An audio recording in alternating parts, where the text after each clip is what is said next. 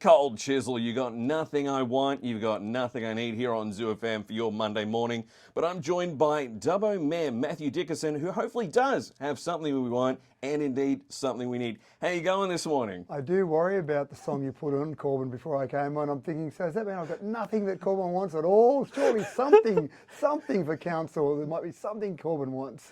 Oh, that wasn't one of mine for once. That was, I usually go with a lot of old rockin' hits, but that was the music director, so nothing to fear. Well, Yeah. that sounds like an old rocking hit, doesn't it?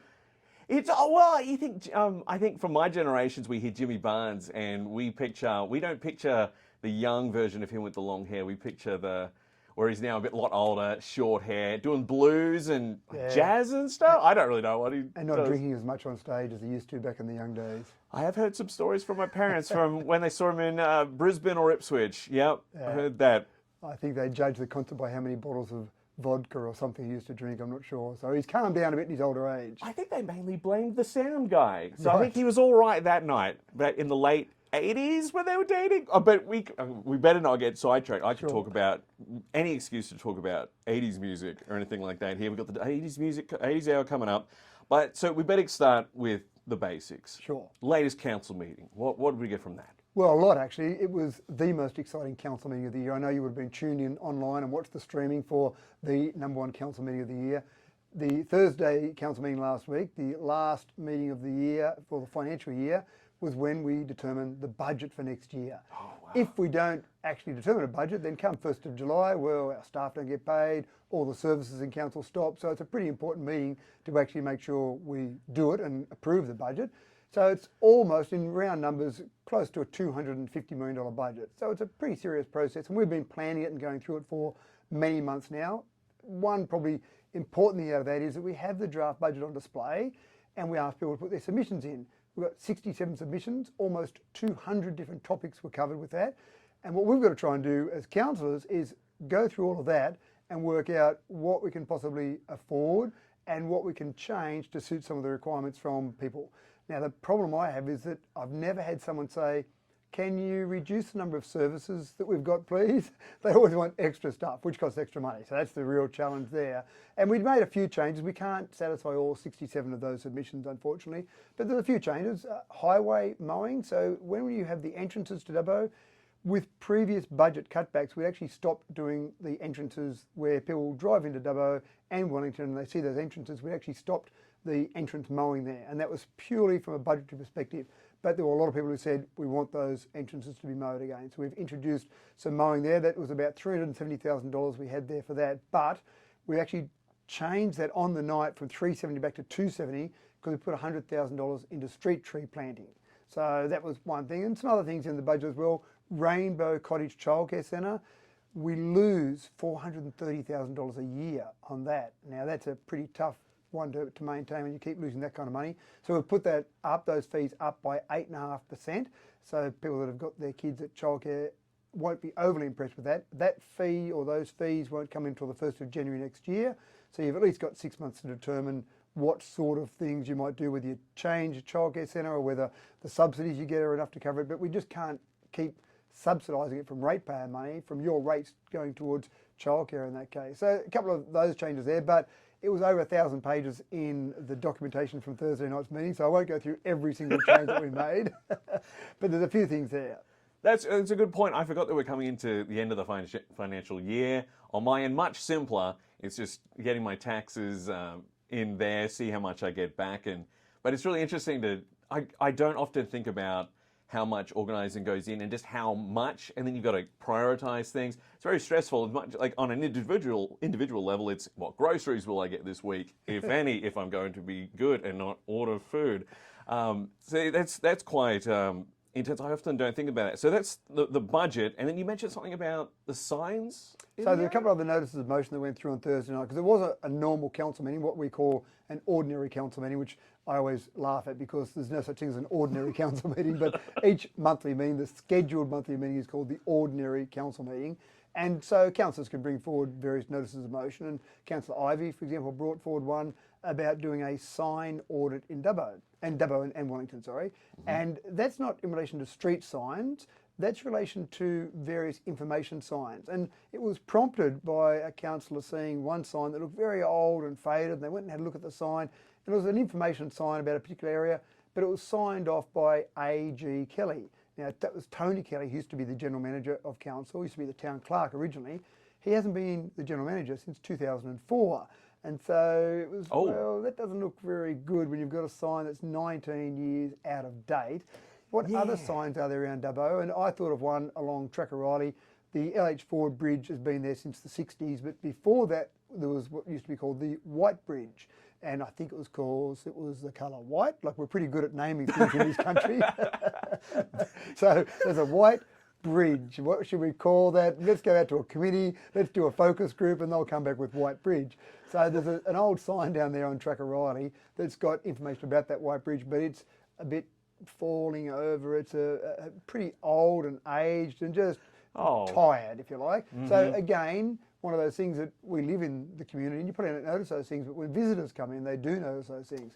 So the resolution of council from that particular part of the meeting was that we'll do a sign audit across the Wellington and Dubbo LGAs, the urban parts of those, so not every sign out of every part of the place, and just have a look. Maybe we don't need some of those signs anymore. Maybe they need to be updated, like the A.G. Kelly one. Maybe they just look a bit tired and need to be refreshed.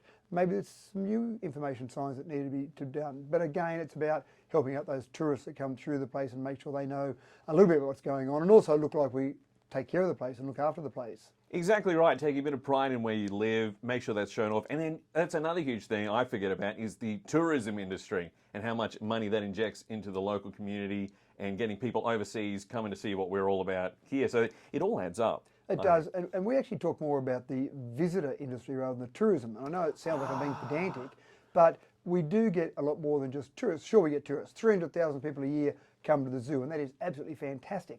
But we actually have a lot of visitors. Now, those visitors often come for work. And you might get, for example, some people that are going and visiting people in the region. So they might be going out to Burke and Bree and Walgett, some of those areas. But sometimes they'll come to Dubbo and base themselves here for a week, and they'll go out and do some day trips to some of those places. Or they might go out and do a 2-day trip out and then come back to their base here. And so even though they're not tourists per se, they're still visiting, they're still spending money in our motels and our cafes. And even for them, if they see a sign that looks interesting, I wonder if I should go and look at that. Yeah. Sometimes they'll go and have a look at a few different bits and pieces around that area there. Whereas if it's an old tired sign, their impression is not as good. So those visitors all inject money to Dubbo as well. Yes. Oh, I was just speaking with a friend over the weekend, and he's actually going to be making the drive out from the Blue Mountains just because his father's really keen to see a movie here at a drive-in cinema in the area. And I was like, just little things like that. Yeah. And my parents loved, recently they came down from where I'm from, Toowoomba, and they loved the zoo. They stayed here for a couple of weeks, and it was great getting that perspective because I was like, well, I've been living here a year, work. And seeing it from that fresh perspective, I was like, it is quite neat, isn't it? It's quite an interesting area. And you don't always do things that are classic tourism. So one of the things that we find is that the retail industry in Dubbo is the number 2 employer in Dubbo, and some of that is on the visitors. So sometimes when people are visiting or they're tourists, they've got a little bit extra time on their hands. So back in their home community, they're busy, they're going to work each day and they're flat out with all their normal activities. They don't get time just to go down and buy a new pair of joggers, for example. Where they come away and they go, oh, I've got a spare hour or two. But me to get a new pair of joggers, I just duck down the street. So sometimes retailers can get something out of that visitor experience as well. It's not just cafes and motels. That was definitely my parents. They definitely had some time to kill here. Well, I'm just being mindful of the time we've got left, but you brought up another point before we got started here on air about resilience analysis. What is that all about? So again, this is another idea brought forward by Councillor Ivey to have a look at our resilience actions that we've taken and what we have in towards the future. Now, this is specifically around drought. And it's not as if we're saying if there's another drought, we know there'll be another drought. We know the environment we live in, we will get some flooding, we'll get some droughts. That's just the world we live in. But after the 2019 drought, when we had water restrictions and obviously a lot of people had things happen that aren't ideal from a water usage perspective. So have we learned from that? What have we done? And so we know we've done things and there are various activities that we've undertaken, but it was really to collate a list of all of the actions that have been taken. And when you look at those actions, you may see a hole in there where you say, well, hold on, we've done these 3 things here, but what about the 4th thing that logically follows on? So there'll be a report that will come back to council to look at the actions we've taken since the 2019 drought, and just in general, what have we learned from that? What can we possibly do better? And then look at what future actions we've still got left to undertake to try and make us more resilient. So when the next drought comes along, we all go, oh, gee, lucky when we weren't in drought, because the best time to look at drought activities is when you're not in drought. But lucky back in 2023 when we weren't in drought, we looked at what we needed to do, and now we'll undertake those actions. And gee, we're all prepared for that next drought when it comes along. Good to hear. Good to hear. You hear that a lot out here. You always hear, oh, we were in real dire need of some rain this weekend. And as a city slicker myself, and I'm very very lucky to be working. I'm inside all the time here in the nice studio here for 2DU and Zoo FM. I often, and that's another thing, in my own little world, don't think about that and the hardships that farmers and people in these rural areas go through. Like something as simple as no rain for a while. Yeah. The implications it has. It's Well, sometimes people complain. They go, "Oh no, it's raining today. I can't play my sport. It's a weekend. I want to play my sport."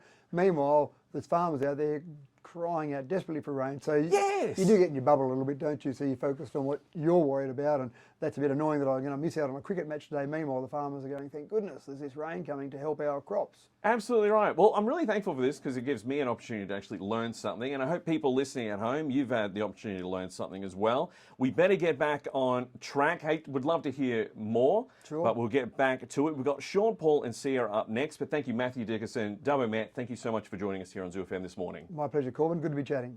Wonderful. Let's Dubbo's best music from the 80s to now. Sean Paul and Sia, Dynamite here on Zoo FM.